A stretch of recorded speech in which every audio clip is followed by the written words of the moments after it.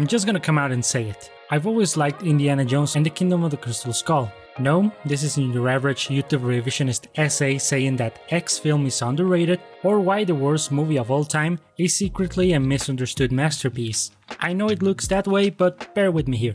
By the time I saw the movie back in 2008, I left the theater ecstatic. Indy was back.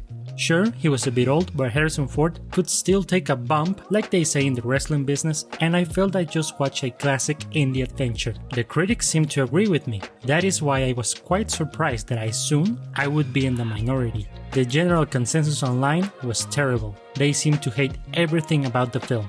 Gophers, the fridge scene, Shia LaBeouf, the cinematography, the villain, the aliens, and of course, this particular scene.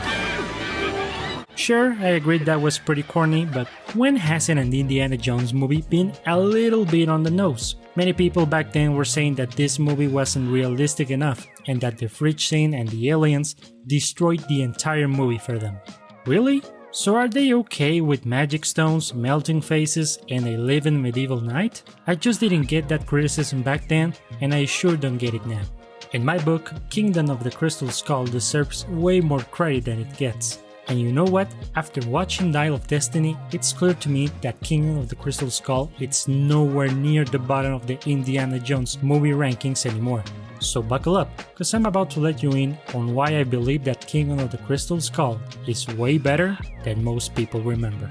One of the strengths of Crystal Skull lies in the evolution of Indiana Jones himself. Set in the 1950s, the film portrays an aging Jones who must confront his own mortality and adapt to a changing world. And I believe that the angle of a man out of time that this movie portrays is better executed than in Dial of Destiny. The film touches on his past adventures and the toll they have taken on his body, emphasizing the physical limitations he now faces.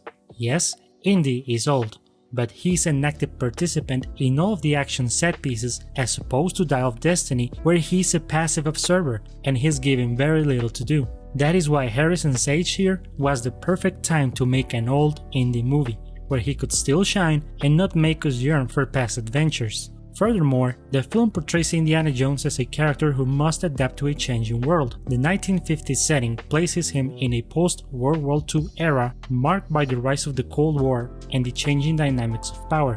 This context allows the film to explore how Indy's principles and methods clash with the new challenges he faces, particularly with the introduction of Soviet agents as adversaries and the relationship he develops with his son Matt, a clear reflection of his younger self. But the whole thing is anchored by Harrison Ford, who delivers a terrific performance, effectively capturing the essence of the iconic character while infusing him with newfound vulnerability and introspection.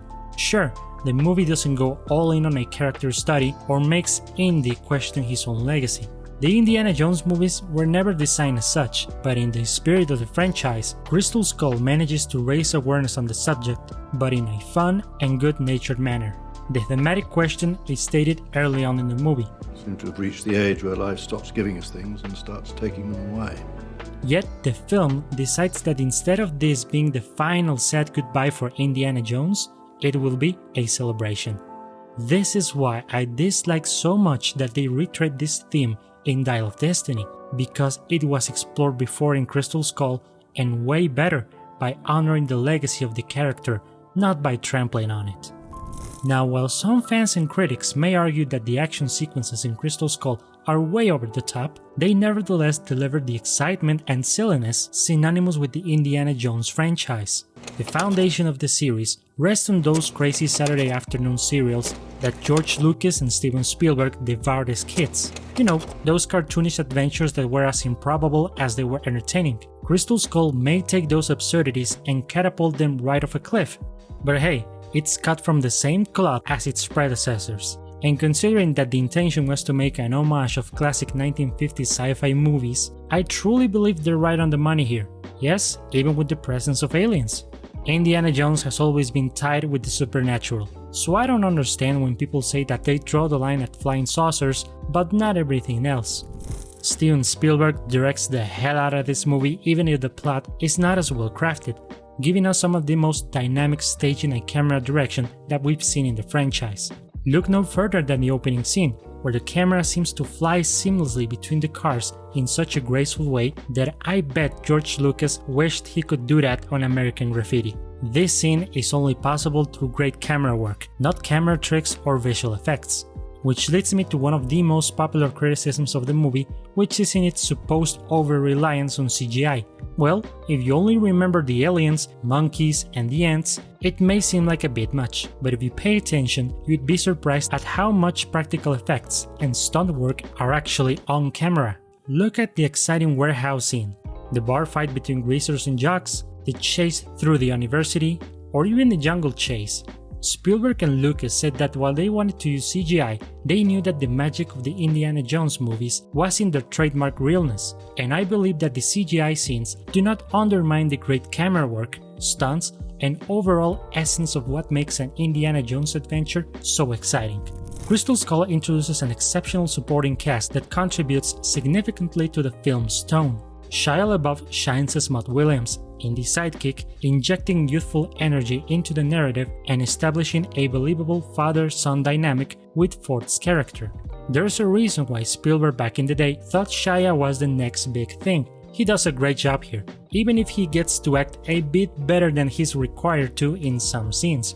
But I really like that he has one of the better character arcs of any of Indiana Jones' sidekicks. Then we have Cate Blanchett as the villainous Irina Spalko, with that suspicious looking haircut that if you saw The Fabelmans, gives you a lot to think about. Some people didn't like the Russian accent or the cartoonish delivery of her lines, but then again, isn't that the nature of an Indiana Jones antagonist? I mean, Mola Ram or the guy who gets his face melted weren't exactly given Academy Award performances, you know? And that's not a dig on the actors, but there was a clear artistic intention behind their performances.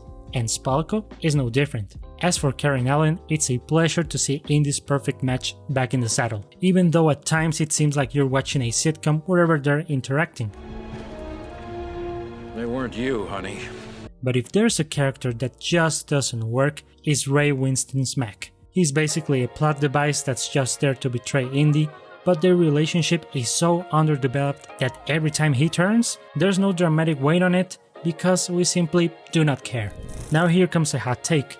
Believe it or not, one of the best scenes in Crystal Skull might be the most hated one, the fridge scene.